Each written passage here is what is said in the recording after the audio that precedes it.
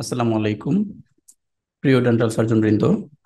আশা করছি আপনারা সবাই ভালো আছেন। আহ, আমি ডক্টর আহমদ সুলাইমান শরীফ।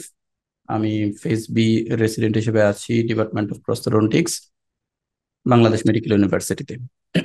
আজকে আপনাদের সাথে আহ, একটি ব্যাচ নিয়ে কথা বলবো আমরা। আহ, আপনারা জানেন আমরা দীর্ঘদিন ধরে আমরা রেসিডেন্সি পার্ট 1 এবং ডিপ্লোমা নিয়ে কাজ করছি। আমাদের এডুরেন্টের প্রায় এই পথ চলায় আপনারা সবাই আমাদের সহযাত্রী। তো আমরা প্রতি বছরের নেই এবারও দেখতে দেখতে আমরা আমাদের যে রানিং পাল ব্যাচটি ছিল সেটি প্রায় শেষের দিকে, এবং রেসিডেন্সি 2026 কে টার্গেট করে এই পাল ব্যাচটি অলরেডি প্রায় মক 1 গত সপ্তাহে কমপ্লিট হয়ে গেল। আগামী শুক্রবারে মক 2 এক্সাম, তারপরে আমাদের আপনাদের জন্য সেই বহুল কাঙ্ক্ষিত আমাদের রেসিডেন্সি পরীক্ষা তারপরের সপ্তাহেই। তো আহ, যারা পরীক্ষা এবার দিচ্ছেন সবাইকে শুভকামনা।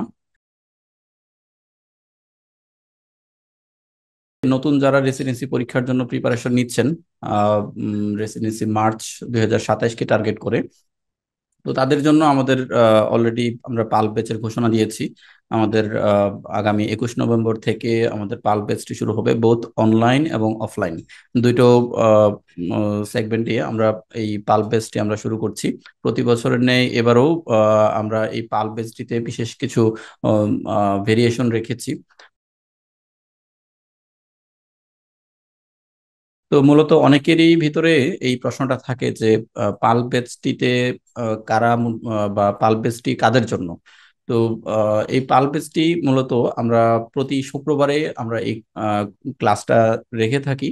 প্রতি শুক্রবার অফলাইন এবং অনলাইনেও প্রতি শুক্রবারে প্রশ্ন ক্লাস আপলোড হয়, এবং অফলাইনেও আপনাদের আহ, যারা গভর্নমেন্ট ক্যান্ডিডেট আছেন সারা সপ্তাহ হসপিটালে ডিউটি থাকে, অথবা ঢাকার আশেপাশের অনেক জেলা থেকে অন্যান্য দিন ওয়ার্কিং ডে গুলোতে আসতে পারেন না, তাদের জন্য এই শুক্রবারের এই ব্যাচটি খুবই খুবই উপকারী। এবং অনেক বিশেষ করে যারা চাকরিজীবী আছেন, বোথ গভর্নমেন্ট এবং নন গভর্নমেন্ট বিভিন্ন সেক্টরে চাকরি করছেন, চাকরির পাশাপাশি আপনারা পড়াশোনা করতে যাচ্ছেন, ক্লাসগুলো কন্টিনিউ করতে যাচ্ছেন, তাদের জন্য এই পাল ব্যাচটি অনেক অনেক বেশি হেল্পফুল। এবং বিগত বছরগুলোতেও দেখা গেছে যে যারা বিভিন্ন ব্যস্ততার মধ্যে থাকেন সারা সপ্তাহ, তাদের জন্য এই শুক্রবারের ব্যাচটি খুবই উপকারী। তো আহ, এখন প্রশ্ন হচ্ছে যে আপনারা রেসিডেন্সি মার্চ 2027 2027-কে টার্গেট করে যদি আপনারা পড়াশোনা করেন, তাহলে এই 2027-এর মার্চে আপনারা কারা কারা ইলিজিবল। প্রশ্নটা হচ্ছে এটা যে এবার যে পরীক্ষাটি হচ্ছে সেটি হচ্ছে মার্চ 2026। আবার আপনারা আমাদের যে ব্যাচ চালু হচ্ছে সেটা হচ্ছে মার্চ 2027-কে টার্গেট করে, যেটার পরীক্ষা হবে সামনের 2026-এর নভেম্বরে। তো এই সামনের 2026-এর নভেম্বরে কারা কারা রেসিডেন্সি পরীক্ষা দিতে পারবেন, এই প্রশ্নটা অনেকের মনেই থাকে। সহজ কথায়, যাদের ইন্টার্নশিপ ফেব্রুয়ারির 28 তারিখের মধ্যে কমপ্লিট হয়ে যাবে, তারাই শুধুমাত্র 2026-এর 28শে ফেব্রুয়ারির মধ্যেই অবশ্যই কমপ্লিট হতে হবে। শুধুমাত্র তারাই ওই একই বছরের নভেম্বরে রেসিডেন্সি পরীক্ষা দিতে পারবেন। এবং আপনারা সবাই জানেন যে রেসিডেন্সি পরীক্ষা ইউজুয়ালি নভেম্বরেই হয়।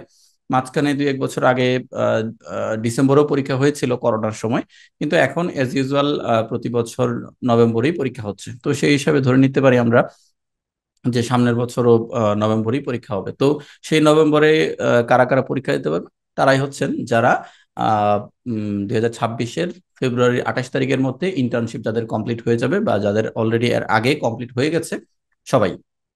কিন্তু আপনার যদি এরকম হয় যে আপনি মার্চের 1 তারিখেও আপনার ইন্টার্নশিপ কমপ্লিট হয়েছে, মার্চের 2 তারিখেও ইন্টার্নশিপ কমপ্লিট হয়েছে, তাদের ক্ষেত্রে এই ইলিজিবিলিটি ক্রাইটেরিয়া ফুলফিল হবে না। তারা পরবর্তী সেশনের জন্য প্রিপারেশন নিতে পারেন।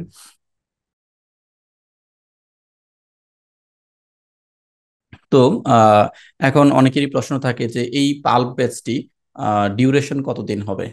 যদি 21শে নভেম্বর থেকে আমরা ধরি যে 21শে নভেম্বর এই যে এবার 21 নভেম্বর থেকে যদি ব্যাচটি শুরু হয়, তাহলে সেটি একদম পরীক্ষার আগ পর্যন্ত চলবে।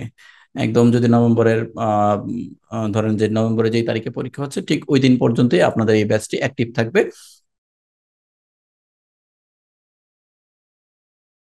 আর অনেকেই একটা ইয়ে থাকে যে কোন দিন ক্লাস হয়। অলরেডি আমি সেটা বলে দিয়েছি যে এটা শুধুমাত্র শুধুমাত্র শুক্রবারেই এই ব্যাচটি ক্লাস হয়।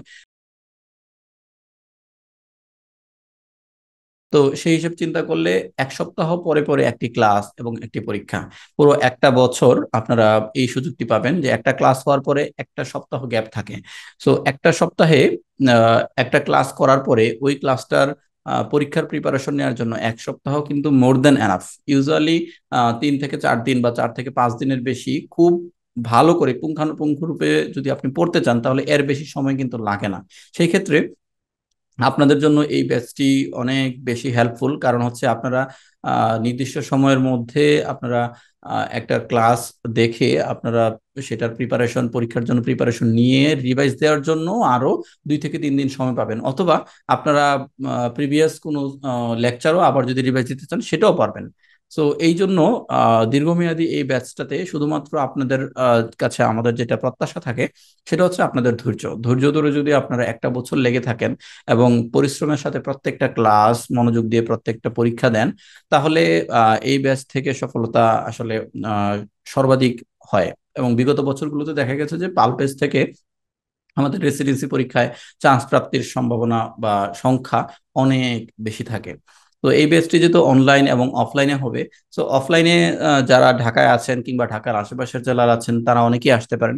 আবার অনলাইনে হওয়াতে দূরবর্তী বা বিভিন্ন বিভাগীয় শহর বা বিভিন্ন জেলা সদরে বা জেলা উপজেলাতে যারা সরকারি চাকরি করেন বা বিভিন্ন প্রাইভেট প্র্যাকটিসের কারণেও আপনারা ঢাকায় আসতে পারছেন না, তাদের জন্য এই অনলাইন ব্যাচটি খুবই বেশি হেল্পফুল। আপনারা সারা সপ্তাহ ব্যস্ততা ফাঁকে শুক্রবার সপ্তাহে একটা দিন আপনারা যদি সময় মতো ক্লাসটা করেন এবং সারা সপ্তাহ ধরে অল্প অল্প করে প্রিপারেশন নেন, তাহলে অনলাইনে থেকেও আপনারা এই ব্যাচের সুবিধাটা নিতে পারবেন এবং সামনের রেসিডেন্সি পরীক্ষায় সফলতার মুখ দেখতে পাবেন। তো মূলত এই ছিল আজকের এই ছোট্ট ভিডিওটির উদ্দেশ্য। আপনাদের সবাইকে পাল্প ব্যাচে যারা এখনো রেসিডেন্সি প্রত্যাশী আছেন, আপনাদের সবাইকে এই পাল্প ব্যাচের ভর্তি হওয়ার জন্য আমন্ত্রণ জানাচ্ছি। এবং সেই সাথে আপনারা যেভাবে পড়াশোনা করেন অবশ্যই এডুডেন্টের সাথে আপনাদের সর্বক্ষণিক আপনাদের সহযোগিতা কামনা করছি।